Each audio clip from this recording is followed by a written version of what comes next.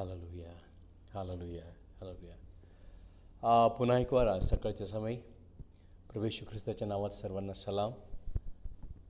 आजच्या सुंदरशा दिवशी प्रभूचं गौरव करूया. प्रभूच्यापासून काहीतरी पुन्हा एक वार त्याच्या वचनातून थोडंसं मार्गदर्शन करूया. त्या वचनावर थोडंसं मनन करूया.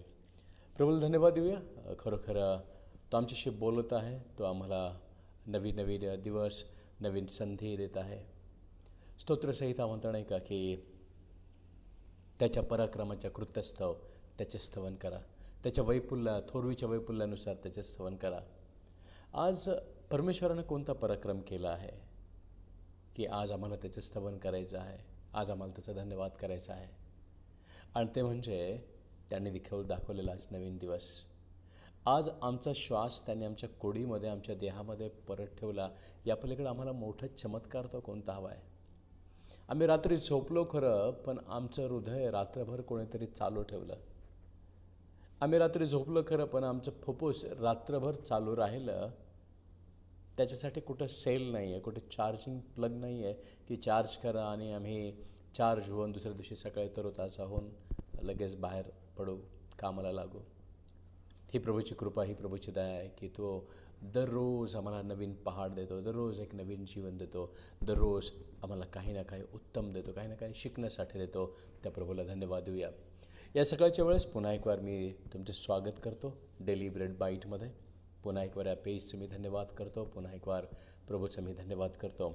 आम्ही या दिवसामध्ये काही शिकलो. भाव, भिस्त, भरोसा याबद्दल आम्ही बघितलं. दावीद म्हणतो नाही का की मी तुझ्यावर भिस्त टाकत आहे, मी तुझ्यावर भरोसा ठेवत आहे. तू माझी लपण्याची जागा आहेस. You are my hiding place. मला खूप आवडतात हे शब्द. You are my hiding place. तू माझा दुर्ग आहेस, तू माझा खडक आहेस. आणि या सर्व गोष्टीमध्ये तो म्हणतो की मी तुला आश्रयस्थान बनवलेलं आहे. तो म्हणतो मी तुला आश्रयस्थान बनवलेलं आहे.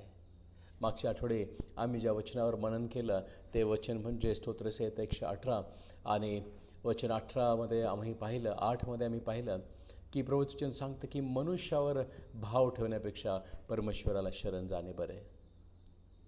राजे, अधिपती, या युगाचे अधिकारी, त्यांच्यावर भरोसा, भाव, त्यांच्याकडून मदत मिळेल यापेक्षाही देवावर भिस्त ठेवणं, देवावर भरोसा ठेवणं, देवावर भाव ठेवणं, देवावर श्रद्धा ठेवणं हे उत्तम आहे. इट्स बेटर, हे चांगलं आहे. प्रभूचं वचन सांगतं.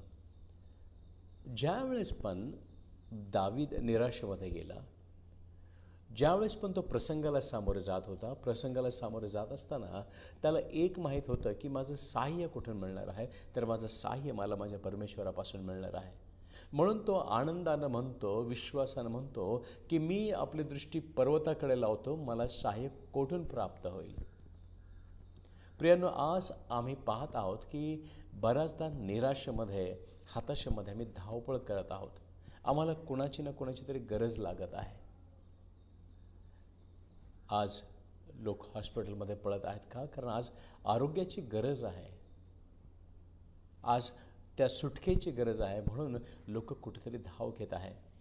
आणि खरी गंमत सांगू का, जरी लॉकडाऊन आपलं कमी झालं आहे, जरी लोकांना यायला जायला परवानगी मिळाली आहे, लोक जरी यायला जायला लागले आहेत, सगळे व्यवहार जरी सुरू झाले आहेत, तर काय हो, तुम्हाला वाटतं का की तो पहिला आनंद तुम्हाला पाहायला मिळतो कुठंतरी? ते समाजातलं पहिलं समाधान, दुकानात येताना जाताना, भाजी मंडीमध्ये येताना जाताना पहिलं समाधान कुठेतरी हरवलेलं आम्हाला दिसतं. पहिला आनंद कुठेतरी आम्हाला हरवलेला दिसतो.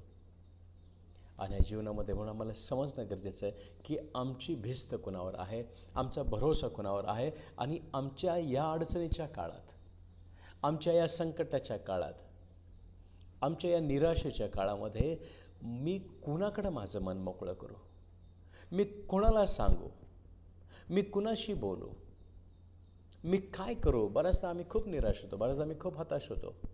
बऱ्याचदा अशा काही गोष्टी असतात की ज्या पत्नीसंगती शेअर करता येत नाही, पतीसंगती शेअर करता येत नाही. बऱ्याचशा अशा गोष्टी असतात की त्या आईवडिलांना नाही सांगू शकत.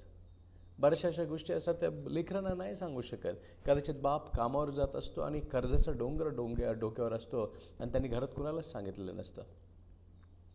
आई कदाचित कामाला जात असते आणि सर्व ह्या परिस्थितीमध्ये, सर्व यातायातीमध्ये आम्हाला कुठंतरी असं वाटतं की मी माझं मन मोकळं करावं. आणि यूट्यूबवर इकडे तिकडे बरेचसे मोटिवेटर भेटतात.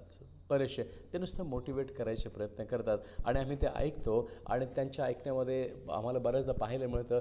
ते म्हणतात की कुणाला तरी सांगा जेणेकरून तुमचं मन मोकळं होईल. आपका दिल हलका हो जाएगा, आपका मन हलका हो जाएगा. अगदी बरोबर आहे, बोलायलाही पाहिजे. याकोबाच्या पत्रात आम्हाला प्रभुवचन सांगतं, जर आम्हाला आरोग्याची गरज असेल तर तुमचे पाप एकमेकाजवळ कबूल करा, म्हणजे तुम्हाला आरोग्य प्राप्त होईल. पण ही कबुली द्यायची कोणाकडं? जे ख्रिस्तावर विश्वास ठेवत नाही त्यांच्याकडं. ही कबुली द्यायची कोणाकडं? की जे तुमच्या गोष्टी ऐकतील आणि गावभर वाजवत फिरतील की हा ह्या व्यक्तीकडून हे पाप झालं, त्या व्यक्तीकडून ती चूक झाली, त्यांच्याकडं. एक छानसं कोणीतरी मला व्हॉट्सअपवर मेसेज पाठवला होता आणि त्या मेसेजमध्ये असं म्हटलं गेलं की एखादी स्त्री दुसऱ्या स्त्रीला ज्यावेळेस काही कानामध्ये कुजबुजते, सांगते, त्यावेळेस त्याला डाटा ट्रान्सफर म्हणतात. आणि सर्व झाल्यानंतर पुढची स्त्री ज्यावेळेस म्हणते की जाऊ दे आपल्याला काय करायचं आहे, त्यावेळेस हे लक्षात घ्यायचं की डाटा टोटली ट्रान्सफर झालेला आहे. आणि कोणीतरी असे म्हणतो, जर जलद बातमी पसरवायची असेल तर ती बातमी सांगताना, विशेषतः बहिणींच्या कानामध्ये सांगताना असं सांगा की कुणाला सांगू नको बरं. आणि ज्यावेळेस आम्ही कुणाला सांगू नको म्हणतो ना, त्याच ठिकाणी ती बाब सांगण्यासाठी किंवा पसरण्यासाठी लगेचच सुरुवात झालेली असते. फास्ट पळते, अगदी फास्ट. ईमेलपेक्षाही धावपळीने जाते, ती वेगानं जाते.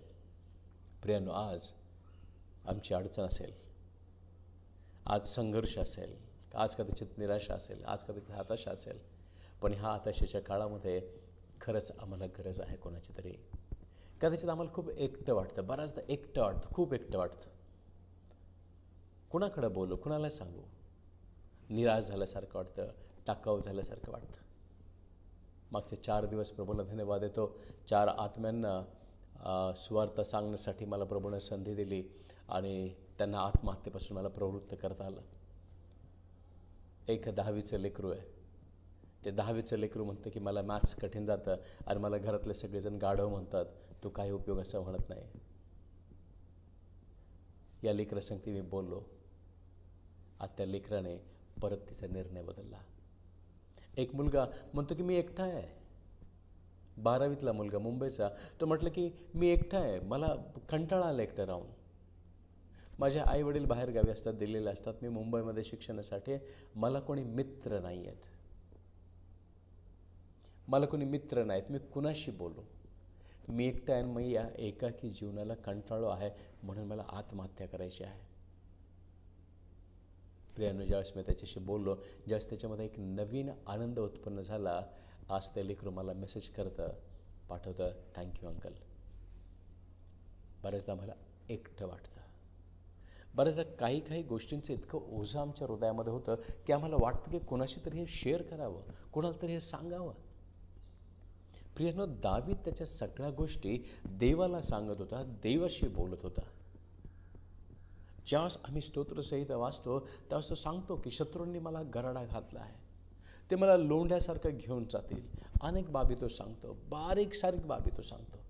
माझ्या विरुद्ध यांनी कुभांड रचलं आहे, माझ्या विरुद्ध यांनी पाश मांडले आहेत, ते आता मला परान्मुख झालेत, मला ओळख दाखवायला तयार नाहीत, मला विसरलेत, माझे उपकार जे त्यांच्यावर मी केलेत ते विसरलेत. आणि प्रियांनो, असा प्रसंग आमच्या पण जीवनात येतो. अनेकांना मी मदत केलेली असते, अनेकांना मी हातभार लावलेला असतो, वेळेला आम्ही त्यांच्यासाठी धावून गेलेलो असतो, पण आमच्या वेळेस कोणी उभं राहत नाही.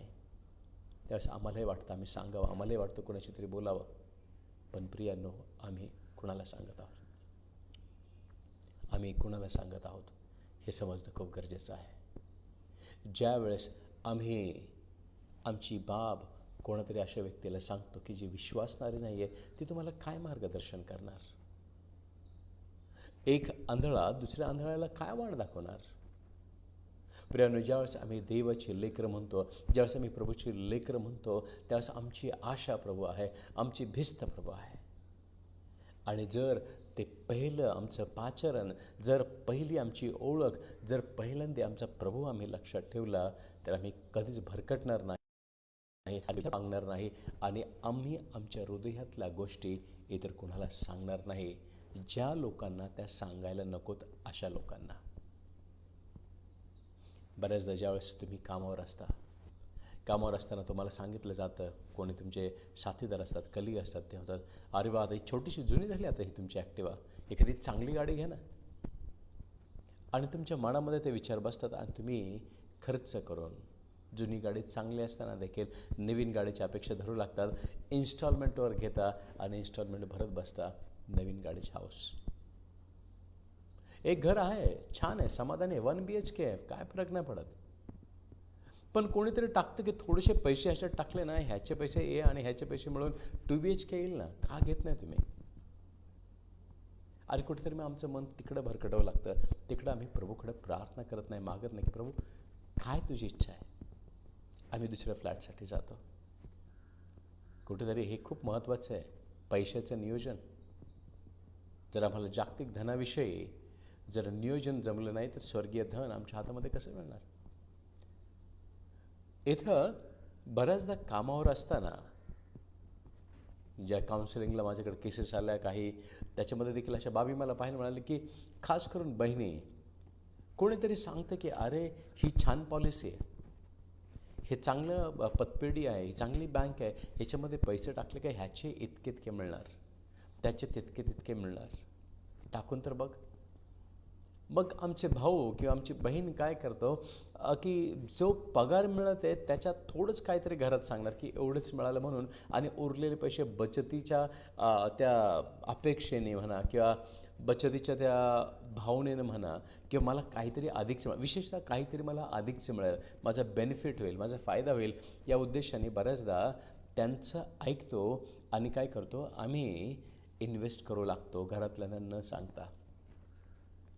घरातल्यांना न सांगता पॉलिसी काढतो, घरातल्यांना न सांगता LIC काढतो, घरातल्यांना कुठेतरी भीशी लावलेली असते, कुठेतरी कशावरून माहिती का, कोणत्या आमच्या कानात कुजबूज केली असते आणि ती कुजबूज आम्ही ऐकतो आणि महत्त्वाची बाब आम्ही आमचं पाऊल उचलतो. प्रियानो, देवाचा एक असाच दास होऊन गेला पवित्र शास्त्रामध्ये. त्याच्यामध्ये भयंकर खूप अफाट ताकद होती. त्याची ताकद हरवणं, त्याला हरवणं हे मुश्किल होतं. त्याला हरवणं जसं काय प्रभूच्या त्या योजनेंना हरवण्यासारखं होतं.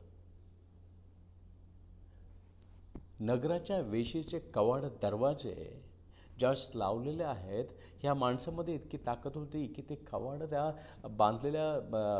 बांधकाम केलेल्या कवाडांना तोडून असा खांद्यावर टाकून तो डोंगरावर घेऊन गेला.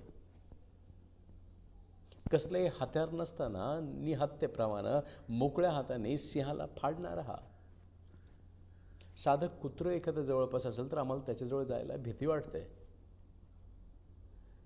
त्याला बोलायला किंवा त्याला आवाज द्यायला पण भीती वाटते. तो आला तर चावलं तर हे देखील आम्हाला भय असतं. पण ह्या व्यक्तीनं ह्याच्या सामर्थ्याने, ह्याच्या कलाकौशल्याने त्याने 300 लांडगे पकडले हो, आणि त्या बलिष्ठांच्या शेतामध्ये शेपटीला शेपटी बांधून सोडून दिले. सर्वसाधारण जबडा, गाढवाचा जबडा, मेलेल्या गाढवाचा जबडा हाती घेऊन त्यांनी 1000 लोक मारले. त्याची शक्ती जी होती ती प्रभूपासून होती, त्याचं पाचारण जे होतं प्रभूपासून होतं. त्याच्या सर्व गोष्टी, मी मागाशीच म्हटलं की त्याला हरवणं म्हणजे देवाच्या योजनेला हरवल्यासारखं होतं. त्यामुळं देवाच्या योजनेला कोणी पराजित करूच शकत नव्हतं, देवाच्या इच्छेला कोणी पराजित करूच शकत नव्हतं. पण या सर्व गोष्टीमध्ये आम्हाला एक लक्षात घेणं गरज आहे, आदाम देखील ज्यावेळेस निर्मिती झाली त्यावेळेस त्याचा साथीदार प्राण्यांमध्ये शोध लागला होता, त्याचा साथीदार. प्रियनो, आज असंच होतं बऱ्याचदा. आमची मुलं लग्न ठरवतात, परस्पर जीवनसाथी निवडतात, मग ते नेटवरून असेल किंवा कुठूनही असेल किंवा कोणाच्या मध्यस्थीनं पत्नी निवडतात, पती निवडतात आणि लग्नाच्या वेळेस लग्न लागतं. त्यावेळेस पाळकसाहेब 100% बोलणार म्हणजे बोलणारच की जे देवानं जोडलं आहे ते मनुष्याने तोडू नये. अरे पण ते खरंच देवाने जोडलं आहे का? कशावरून? ती इच्छा देवाचीच होती, पण फक्त आम्ही ऐकतो की आता देवानं जोडले ते मनुष्याने तोडू नये. बऱ्याचदा बोलायची इच्छा असते, पण तिन्ही वेळेस ज्यावेळेस पण घोषणा होते त्यावेळेस शांत बसलेलो असतो आम्ही. लग्नाच्या वेळेस मुलीला विचारतात, मुलाला विचारतात, बाबा तुझी तयारी आहे ना लग्नाची? हो म्हणतात. महत्त्वाची बाब ही आम्ही कुणाची निवड करत आहोत. ह्या देवाच्या मनुष्याला माहीत होतं माझं पाचारण कुठून आहे. या देवाच्या मनुष्याला माहीत होतं मी नाझीर आहे. माझ्या केसाला लहानपणापासून वस्तारा लावलेला नाही, माझं कधी मुंडन झालेलं नाही आहे. आणि महत्त्वाची बाब, मानोहाकडे बघा, ऐका त्याचे वडील आणि आई. ज्यावेळेस देवदूत त्याच्या आईला प्रगट झाला, ज्यावेळेस सांगितलं की तुझ्या ठाई जो पुत्र होईल तो देवाच्या सेवेसाठी नाझीर असा होईल, प्रभूच्या योजना त्याला पुढे घेऊन जायच्या आहेत, त्यावेळेस प्रियांनो, देवाच्या सर्व लेकरांनो, खूप समजण्यासारखं आहे. आईवडिलांकडून ते पुन्हा एक वार काकुळत करत आहे प्रभूकडं आणि त्याला म्हणतं की जो तू आता आमच्या पोटी देणार आहे, ओदरी देणार आहे, त्याचं संगोपन आम्ही कसं करावं हे आम्हाला सांग. आज आमच्या लेकरांच्या संगोपनासाठी आम्ही आमच्या देवाला आवाज देत आहोत का?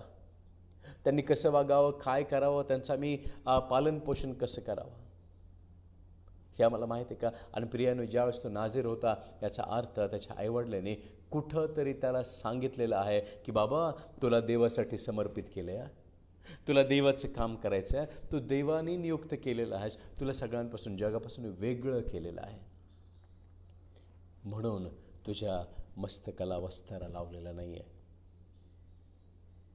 आणि हा देवाच्या योजनेतला माणूस, देवाने निवडलेला माणूस, देवानं पृथ्वीवर मनुष्य स्वरूपात पाठवलेला माणूस. कारण प्रभूने सांगितलं होतं त्याला की मी तुझ्या ठाई जो मुलगा देत आहे ना का त्याला नाझीर ठेव. आणि हा ज्यावेळेस उतरतो, या भूमीवर येतो, मोठा होतो, वयात येतो, तारुण्यामध्ये येतो, त्याला कुठंतरी गरज वाटते साथीदाराची, जोडीदाराची. आज जर तरुण बहीण भावंड मला ऐकत असतील तर कृपा करून लक्ष घ्या. तुमच्या इच्छा, तुमच्या मनोगत पेपरवर लिहा आणि त्या प्रभूकडे मांडा. कोणाशी तुम्ही संवाद करताय सांभाळा, कोणाला तुम्ही तुमच्या इच्छा सांगतात सांभाळा. मनातले विचार शैतान देखील जाणतो. तुमच्यासमोर तसे प्रसंग देखील तो आणू शकतो की जे तुमच्या जीवनामध्ये यायला नको आहेत. प्रियानो, म्हणून काळजी घ्या की तुम्ही तुमचं मनोगत कुणासमोर मांडताय. जाऊया शास्त्राच्या पुस्तकामध्ये, शास्त्राचं पुस्तक अध्याय 16 वचन 16 आणि 17. प्रभूचं वचन काय सांगतं बघूया. मी वाचतो आपल्यासाठी, कृपा करून लक्ष द्या.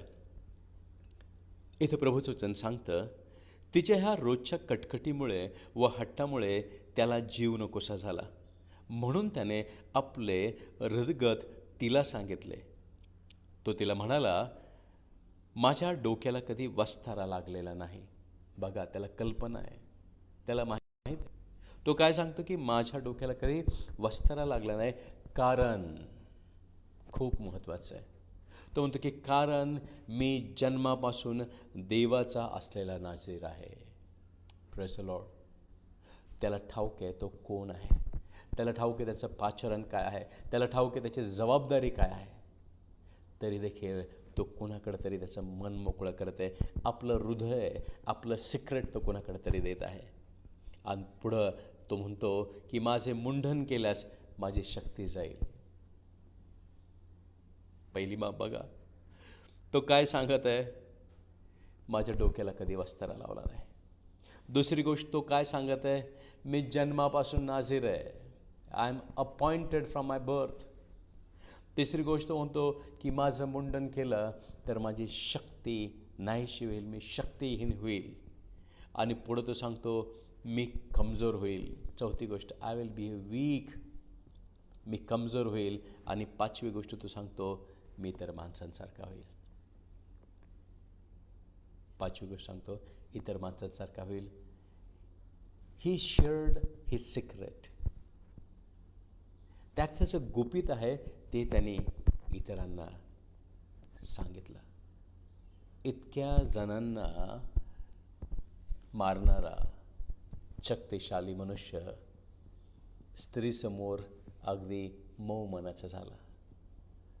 बऱ्याचदा स्त्रियांच्या समोर एकदम मेणबत्तीसारखं असणाऱ्या हृदयाचे बनतात माणसं.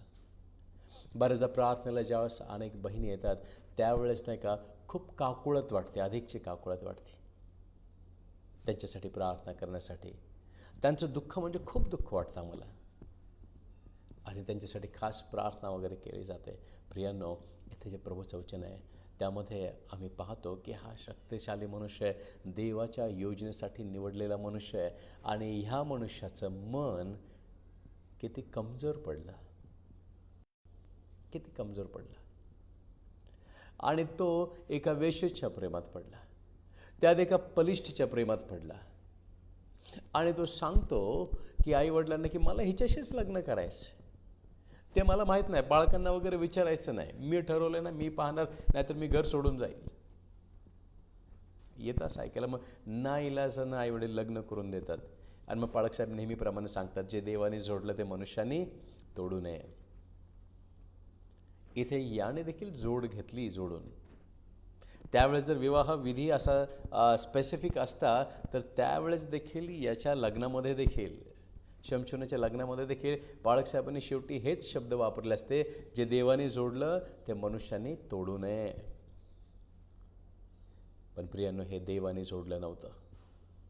त्यानंतर हा मनुष्य एका वेश्येकडे गेला. त्याच्यानंतर परत एक कुठे गेला की त्या दलीलाकडे गेला आणि आता तो दलीलाच्या मांडीवर पडलेला आहे. देहाची वासना, डोळ्याची वासना, संसाराविषयीचे फुशारके तो तिच्या मांडीवर लोळत आहे आता. आणि असं असताना वचन सांगतात, तिच्या नेहमीच्या किटकिटीनं त्याचा जीव नकोसा झाला आहे. त्याचा जीव त्याला नकोसा झाला होता. देवाची योजना आणि त्याचा जीव याच्यामध्ये काय प्रिय आहे हे त्यांनी त्याला ठरवायला पाहिजे होतं. हे त्याला समजायला पाहिजे होतं की मी माझं अंतःकरण कुणाकडं मोकळं करतो आहे. आज देवाच्या प्रिय लोकांनो, तुम्ही तुमचं अंतःकरण कुणाकडं मोकळं करत आहात? आज तुम्ही सेवक असाल, तुम्ही तुमच्या अडचणी कोणाला सांगत आहात? आज तुम्ही एक गृहिणी असाल, पत्नी असाल कोणाची, तुम्ही तुमचं अंतःकरण कुणाला सांगत आहात? आज तुम्ही मुलगा असाल, मुलगी असाल, कोणाची बहीण असाल, कोणाचा भाऊ असाल, तुमच्यावर झालेल्या अन्यायाबद्दल, तुमच्याशी झालेल्या चुकीच्या गोष्टीबद्दल किंवा तुमच्याकडून झालेले चूक पाप ज्या काय गोष्टी आहेत तर तुम्ही कुणाकडे मोकळं करत आहात? कुणाकडे मोकळं करत आहात? बरेचदा आम्हाला वाटतं माझ्या बहिणीपेक्षा मला जास्त प्रेम करते. Hello, stop it. हा मला माझ्या भावापेक्षाही प्रिय आहे. Stop it. तुमचा भाऊ आहे, तुमची बहीण तुमची बहीण आहे. And let me tell you, मला तुम्हाला सांगू द्या, you cannot choose your parent, you cannot choose your mother, you cannot choose your father, you cannot choose your brother, you cannot choose your sister. तुम्ही तुमचे आईवडील, तुमचे बहीण भावंड निवडूच शकत नाही. तुम्ही कोण निवडू शकता तर फक्त एकतर तुमचे मित्र, तुमचे संगती आणि तुमचे लाईफ पार्टनर. आणि जर त्यामध्ये जर चूक झाली तर प्रियांनो, जसं दलीलाला त्याने सर्वस्व दिलं, सांगितलं, तसं तुम्ही देखील सांगता, मोकळे करता. तुम्हाला वाटतं की खूप माझ्यावर जीव लावणार आहे, माझ्या भरोशाचा माणूस, नाही का, खात्रीशीर व्यक्ती की जिच्याजवळ मी सगळं काय ओकू शकते, जिच्याजवळ मी सगळं काय बोलू शकतो. आणि तुम्ही तुमचं हृदय मोकळं करता आणि तिथंच शैतानाचा कावा हा सिद्धीत जातो. तिथंच तुम्ही पाठीमागं ओढलं जाता आणि तुम्हाला वाटतं हे तर मी कुणाला सांगितलं नव्हतं, कसं काय झालं, हे कसं काय झालं.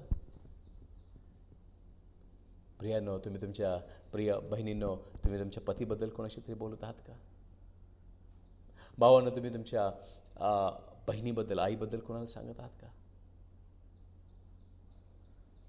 तुमच्या पत्नीबद्दल शेअर करण्यापूर्वी, तुमच्या पतीबद्दल शेअर करण्यापूर्वी, तुमच्या लेकरांबद्दल शेअर करण्यापूर्वी विशेषतः तपासून पहा, समोरची व्यक्ती ही प्रार्थनेमध्ये आहे का? समोरची व्यक्ती तुम्हाला सोल्युशन देवाच्या वचनातून देणारे आहेत का? देवाच्या वचनामध्ये प्रत्येक प्रकारचं सोल्युशन आहे. दावीद म्हणतो स्तोत्र 119 मध्ये, दावीद माझा एक आवडता हिरो आहे बायबलमधला. तो म्हणतो की तू मला पिढीले हे माझ्यासाठी चांगलं झालं, त्यामुळे मी तुझे नियम शिकलो. जा प्रसंगातून, घडू द्या प्रभूला तुम्हाला. जीवनामध्ये मिळवा ते सहाय्य, जीवनामध्ये मिळवा ते सर्व काही बाब जी प्रभूला वाटतं की तुमच्या जीवनामध्ये असावी. म्हणून प्रियांनो, आज सकाळच्या समयाला एक छोट्याशा गोष्टीवर मनन करूया. आज आमची कदाचित सेवेमधली अडचण असेल, आज आमची कदाचित कौटुंबिक अडचण असेल, आज कदाचित वैवाहिक जीवनातली समस्या असेल, आज कदाचित आर्थिक समस्या असेल, आणखी काय गोष्टी असतील, आज आम्ही त्या कोणासंगती शेअर करत आहोत. With whom we are sharing all this things. आम्ही आमचं हृदय कोणाकडे मोकळं करत आहोत. प्रियांनो, काळजी घ्या. मनापासून मी सांगतो, देवाचा दास म्हणून सांगतो, विनंती करतो, सगळीकडे सांभाळा. तुम्ही तुमचं मन कोणाकडे मोकळं करत आहात. तुम्हाला वाटत असेल बेस्ट मैत्रीण, तुम्हाला वाटत असेल बेस्ट मित्र. गीत करता उगतच म्हणत नाही आहे, कोण मित्र येशुवानी सारे उजे वहाया, सर्व दुःख तो ऐकोनी सहाय्य करी सोसाया. हे अनुभवाचे बोल आहेत, हे त्या साक्षीने भरलेले बोल आहेत. प्रियांनो, ती साक्षात आमची देखील साक्ष होणं गरजेचं आहे. तो मित्र आमचा देखील मित्र होणं गरजेचं आहे, ज्याच्या संगती आम्ही आमच्या मनातल्या सगळ्या गोष्टी वाटून घेऊ शकतो, ज्याच्या संगती आम्ही सर्व काही सांगू शकतो की देवबाप्पा हे असं असं आहे, प्रभू हे असं असं आहे. आणि वचन तर सांगतं की तो आमचे मनोरथ जाणतो, आमचे मनोरथ जाणतो. दाविदानं आपल्या मुलाला शल्मोनाला जो सल्ला दिला, त्या सल्ल्यामध्ये खूप छान गोष्ट सांगतो. तो धन दौलत पैसा राज्य कसं करायचं हे नाही सांगतो. सगळ्यात पहिल्यांदा सांगतो, तुझा देव जाणून घे कोण आहे. तुझ्या बापाचा देव जाणून घे, त्याच्यावर पूर्ण मनानं प्रेम करतो श्री बाप, तो सांगतो. तिसरी गोष्ट तो सांगतो, करायची म्हणून करू नको सेवा, पूर्ण आनंदी हर्षित मनानं, सर्व हिम विथ परफेक्ट हार्ट. त्यानंतर तो म्हणतो की तू त्याला सोडू नको, तू जर त्याला सोडशील तर तो तुझा कायमचा त्याग करेल. आणि पाचवी गोष्ट तो सांगतो, तो तुझ्या मनातल्या येणाऱ्या विचारांचा उच्चांक तो जाणतो. तुझ्या मनात येणाऱ्या कल्पनांचा उच्चांक तो जाणतो. हालेलुया. आज जितके पण मला पाहत आहेत आत्ता, किंवा जितके पण हा व्हिडिओ नंतर पाहणार आहे, प्रियांनो, मला या सकाळच्या समयाला फक्त एक सांगू द्यात, तुमचं मन प्रभूला ठाऊक आहे. तुमचे प्रसंग प्रभूला माहीत आहे. तुमची परिस्थिती प्रभूला माहीत आहे. ज्या गुंतागुंतीतून, ज्या अडचणीतून तुम्ही चालला आहात, प्रभू जाणतो. मन प्रभूकडे मोकळं करा. तो अंतःकरणाचा भेद जाणणारा प्रभू आहे. आणि सांभाळा, जर जगातल्या लोकांशी तुम्ही तुमचं मन मोकळं करत आहात, जर जगातल्या लोकांकडं कुठेतरी तुम्ही तुमच्या हृदयातल्या गोष्टी सांगत आहात, तर शमशोनाला झालेली सजा लक्षात घ्या. शमशोनाचे डोळे फोडले गेले, तो आंधळा झाला, काही दिसायला तयार नाही. ज्यावेळेस तुम्ही अशा कोणाचं तरी ऐकाल, त्याप्रमाणे पाऊल टाकू लागाल, कदाचित आंधळे, आत्मिकरित्यानं आंधळे होण्याची शक्यता टाळता येत नाही. आम्हाला मग आत्मिक जीवनातलं काही दिसणार नाही, आम्हाला मग आमचं हित दिसणार नाही. आणि त्यामुळं काय होईल तर देवाची योजना जी तुमच्यासाठी आहे, देवाची योजना जी तुमच्याद्वारे तुमच्या परिवारासाठी, कुटुंबासाठी आहे, देवाची योजना जी तुमच्याद्वारे तुमच्या लेकरांच्यासाठी, येणाऱ्या पिढींसाठी आहे, आणि देवाची योजना हरवलेल्या आत्म्यांचा शोध घेण्यामध्ये जो तुमचा पार्ट आहे, त्यामध्ये आम्ही अपयशी होऊन जाऊ, त्या आमच्यापासून दूर जातील, आणि मग सर्व काही व्यर्थ होईल, सर्व काही व्यर्थ होईल. म्हणून देवाच्या प्रिय लेकरांनो, मनापासून प्रार्थना करतो, जाणा तुम्ही तुमचे शब्द कुणाकडं बोलत आहात, तुम्ही तुमचं अंतःकरण कुणाकडं मोकळं करत आहात.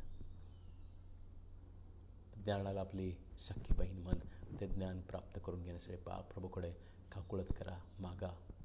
प्रभू दिल्याशिवाय राहणार नाही, कारण तो म्हणतो मागा म्हणजे मिळेल. आम्हाला सज्ञान मागणं गरजेचं आहे, आम्हाला प्रसंगावधान मागणं गरजेचं आहे, आम्हाला दूरदृष्टी मागणं गरजेचं आहे. प्रियांनो, ही दूरदृष्टीच कुठंतरी मिशन संस्थेमधली हरवली, अनेक ठिकाणी मिशन हॉस्पिटल्समध्ये हरवली, आणि आज अनेक ठिकाणचे मिशन हॉस्पिटल्स गाळामध्ये आहेत. आज कितीतरी चांगल्या ख्रिस्ती संस्था गाळामध्ये आहेत. दूरदृष्टीचा अभाव, मन मोकळं भलत्यांकडे करतो ज्यांच्याकडे करू नये.